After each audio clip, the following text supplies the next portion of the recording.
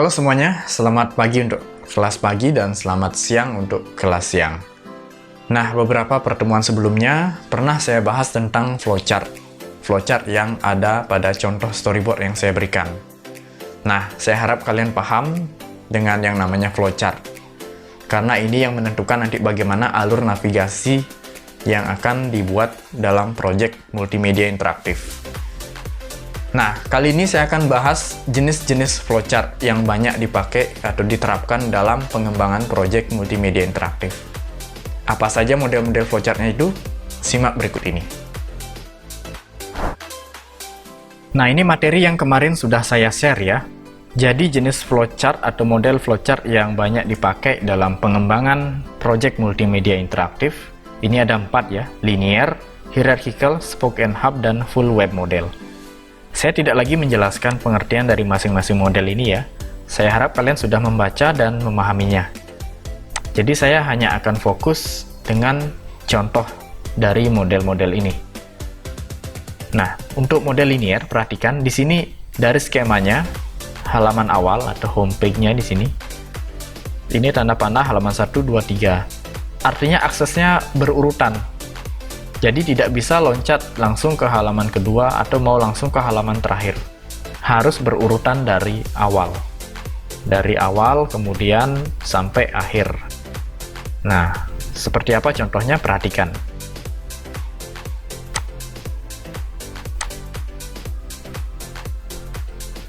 Ini contoh e-book yang dibuat interaktif. Isinya tentang Flash. Di sini tidak ada menu utama atau sub-sub menu, yang ada hanya tombol navigasi, next, kemudian back. Nah, ini aksesnya satu persatu ya. Satu halaman demi halaman di sini ya. Jadi tidak bisa langsung loncat ke halaman terakhir atau halaman tengah. Begitu pula kalau kembali, tidak bisa langsung ke halaman awal. Nah, jadi aksesnya harus satu-satu ya. Nah, ini cocok diterapkan juga pada halaman latihan soal, di mana di sana harus berurutan dari soal nomor 1, nomor 2, dan seterusnya sampai nomor 10 misalnya. Jadi kalau konsepnya harus berurutan, gunakan model navigasi linear seperti ini. Biasanya di halaman terakhir akan ada akses ke halaman awal lagi. Nah, itu model linear ya. Akses halaman satu persatu dari awal sampai akhir. Kemudian model hierarki. Nah, flowchart jenis ini yang saya sertakan di contoh storyboard yang saya bagikan. Nah, di sini ada yang bercabang ya. Misalnya ini halaman utama, halaman menu. Kemudian ada menu topik A, B, C. Nah, menu A ada pembagian lagi. Ada pilihan menu lagi. Begitu pula yang menu C. Jadi kalau mau ke menu C dari menu A ya harus kembali dulu ke halaman awal. Nah, perhatikan contohnya.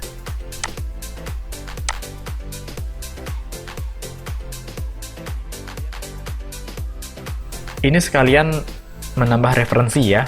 Selain contoh yang saya berikan pada video yang sebelumnya.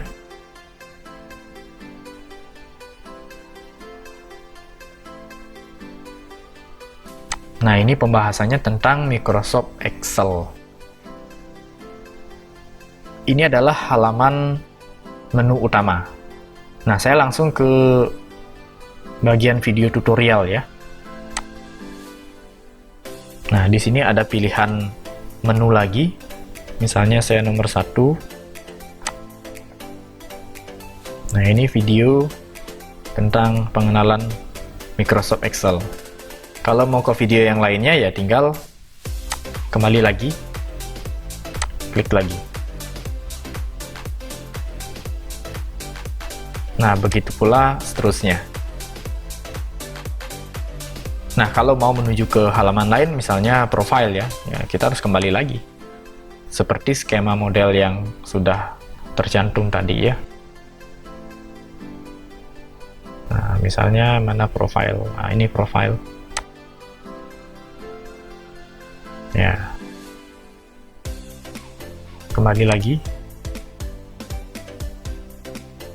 Nah, itu yang model hierarki.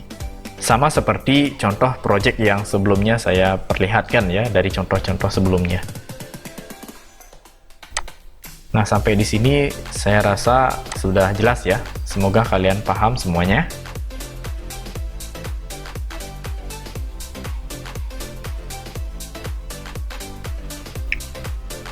Kemudian model berikutnya adalah spoke and hub. Nah, ini tidak bercabang ya. Kalau tadi bercabang, di sini tidak bercabang. Jadi di sini satu tombol navigasi untuk satu halaman. Nah, misalnya di sini menu A ya. Jadi di halaman utama hanya ada satu tombol khusus dia mengakses menu A. Begitu pula untuk menu B. Nah, di sini contohnya ada 8 halaman menu ya.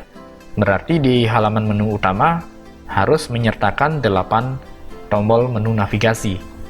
Karena satu tombol menu untuk satu halaman. Ya. Nah, ini contohnya seperti ini.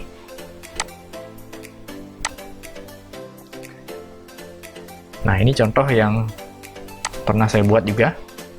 Ini berisi pembahasan tentang konsep multimedia. Nah, ini menu utama, kemudian ini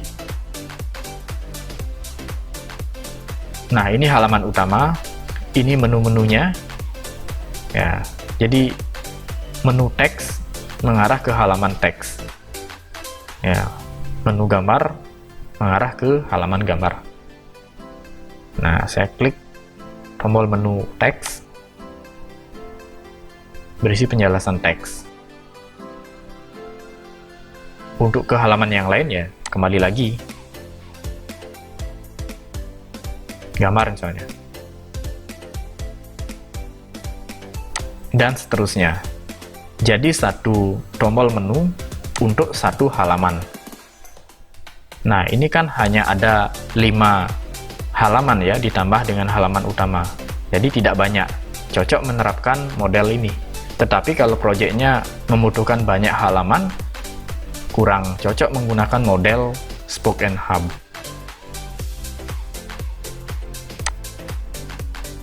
Nah, kemudian model yang keempat di sini full web model.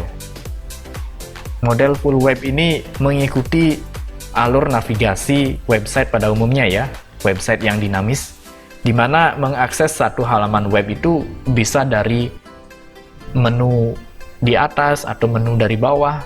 Kalau web kan menunya ada yang di atas, ada yang di bawah, atau dari menu yang di samping kiri atau kanan. Jadi dari segala arah bisa mengakses ya. Misalnya dari sini halaman menu utama mengakses ke halaman menu E. Dari sini mau ke menu D atau ke B, jadi bisa langsung. Nah, contohnya seperti ini.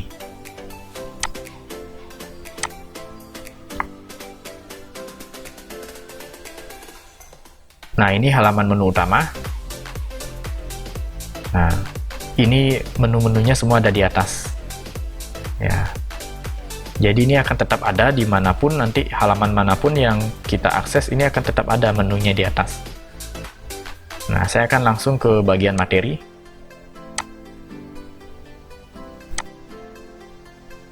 Nah, ini misalnya ya. Nah, misalnya dari sini saya ingin langsung ke halaman petunjuk. Jadi saya tinggal klik saja petunjuk, langsung dia. Tidak ada tombol back atau kembali. Ya, tinggal langsung ke halaman yang dituju. Mau melihat profile, langsung klik profile. Nah, tidak lagi perlu back atau kembali. Nah, itu mengikuti alur model full web.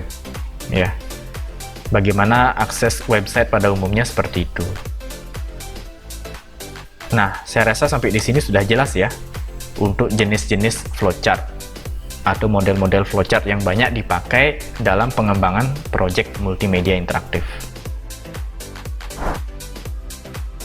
Nah, itu tadi penjelasan tentang jenis-jenis flowchart. Jadi, bagi kalian yang ingin mengembangkan model navigasi yang berbeda, silahkan menggunakan acuan atau referensi jenis-jenis flowchart yang saya jelaskan tadi. Nah, bagi yang mungkin masih sulit memahami flowchart, silahkan bisa mengikuti contoh yang saya berikan pada storyboard. Oke, sampai di sini dulu untuk pembahasan hari ini. Berikutnya akan saya lanjutkan dengan tahap pengumpulan bahan.